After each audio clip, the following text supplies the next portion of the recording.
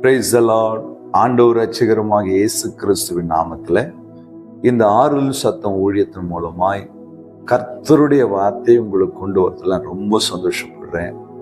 இந்த வார்த்தை கேட்கிற அநேகருக்கு இந்த வார்த்தை பிரயோஜனமா இருக்கிறது என்று சொல்லி அவர்கள் எங்களோடு கூட அதை சொல்லும்போது நான் ஆண்டவரை என் இருதயத்தின் ஆழத்திலிருந்து துதிக்கிறேன். நம்ம ஆராதிக்க தேவன் எப்படிப்பட்டவர் தெரியுமா? ஒவ்வொரு தேவனுடைய பிள்ளைகள் வாழ்க்கையிலும் சத்துரு புயல் வீச செய்கிறார்.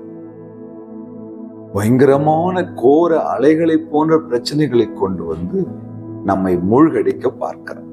அவன் நோக்கமே நாம் எந்த சூழ்நிலையும் சமாதானமாய் வாழக்கூடாது என்பதை சத்ருவானவன் மிக தெளிவாய் அறிந்திருக்கிறான். இன்றைக்கு இங்கு ஒரு அழகான வார்த்தையை கொடுத்து இந்த வார்த்தையின் மூலமாய் உங்களையும் என்னையும் பரிசுத்த ஆவியானவர் பலப்படுத்த போகிறார். நம் ஆராதிக்கிற தேவன் எப்படிப்பட்டவர்? ஏசாயா 32 2 வசனம். அவர் காற்றுக்கு ஒதுக்காகவும் பெருவெள்ளத்துக்கு புகலிடமாகவும் வறண்ட நிலத்துக்கு நீர்க்கால்களாகவும் விடாய்த்த பூமிக்கு பெருங்கண்மலையின் நிழலாகவும் இருப்பார். 3 காரியங்கள்.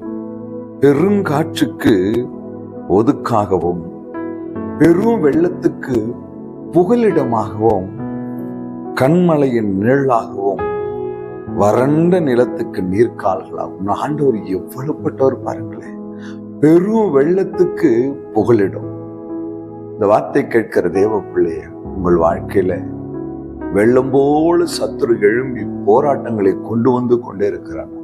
ஏன் இந்த வெள்ளம்ன்ற வார்த்தை சொல்றாங்கன்னா, நாங்கள் சிறு பிள்ளையா இருக்கும் பொழுது நாங்கள் இருந்த ஊர்ல தென்பெண்ணை ஆற்றிலே வெள்ளம் வருவதை அறிவிப்பார். சில மணி நேரங்களிலே அந்த வெள்ளம் சூழ்ந்து கொள்ளும். மிக பயங்கரமாய், மிக வேகமாய், ஆக்ரோஷமாய், எதை கொண்டு போனாலும் அடித்து கொண்டு போகிற வல்லமையோடு அந்த வெள்ளம் வரும். எதிர்த்து நிற்க முடியாது. பிசாசானவன் அப்படித்தான் தெய்வப்பிள்ளை நம்முடைய வாழ்க்கையில எதிர்பாராத நேரங்களில் வெள்ளத்தை போல பிரச்சனைகளையும் போராட்டங்களையும் கொண்டு வந்து நம்மை அதில் மூழ்கடிக்க பார்ப்பார். வசனம் சொல்லுது புகலிடமா. அப்படிப்பட்ட அந்த வெள்ளத்தின் மத்தியிலே தகப்பனாகி அவர் நமக்கு புகலிடமா இருக்கிறார். அவருக்குள்ள ஓடி ஒழிஞ்சிட்டோம்னா எந்த வெள்ளமும் நம்மை சேதப்படுத்த முடியாது. வறண்டு கிடக்கிற வாழ்க்கைக்கு நீர்க்கால்களாய். ஒருவேளை வருமானத்துல குறைவுப்பட்ட ஒரு வறட்சி, சுகத்துல குறைவுப்பட்ட ஒரு வறட்சி, ஏதோ ஒரு வறட்சி உங்க குடும்பத்துல காணப்படுதா? ஆண்டவர் நீர்க்கால்கள், அவர் செழிப்பை கொடுக்கிற வற்றாத நீர் ஊற்றாய் உங்கள் வாழ்க்கையிலே அவர் வரப்போகிறார். எல்லாவற்றுக்கும் மேலாய் வெயிலுக்கு ஒதுங்குற நிழல். இப்படிப்பட்ட ஒரு வார்த்தை இல்லை. கர்த்தர் நல்லவருங்க. அவர் நிழல். அந்த தகப்பனுடைய நிழல்ல போய் ஒளிந்து கொண்டீங்கன்னா எதுவும் நம்மை சேதப்படுத்த முடியாது, எதுவும் நம்மை அழிக்கவும் முடியாது. அவர் பெரு வெள்ளத்துக்கு புகலிடமானவர், பெருங்காற்றுக்கு ஒதுக்கானவர், வறண்ட பூமிக்கு நீர்க்கால்களை போன்றவர். எல்லாவற்றுக்கும் மேலாக பெரும் கண்மலையின் நிழல். ஆண்டவரும் இரட்சகருமாக இயேசு கிறிஸ்து என்ற கண்மலையின் நிழலில் போய் நின்றுட்டு வச்சுங்களேன், எதுவும் எப்பொழுதும் உங்களை அசைக்க முடியாது. அவர் நம்முடைய கண்மலை, அவர் நம்முடைய கண்மலை.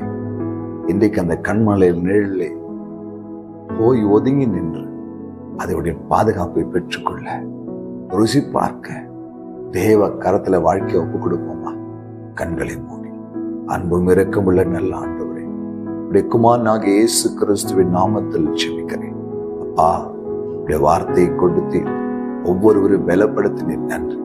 பெருவெள்ளத்துக்கு புகலிடப்பா, வறண்ட நிலத்துக்கு நீர்க்கால்கள் ராஜா, பெரும் கண்மலையின் நிழல்.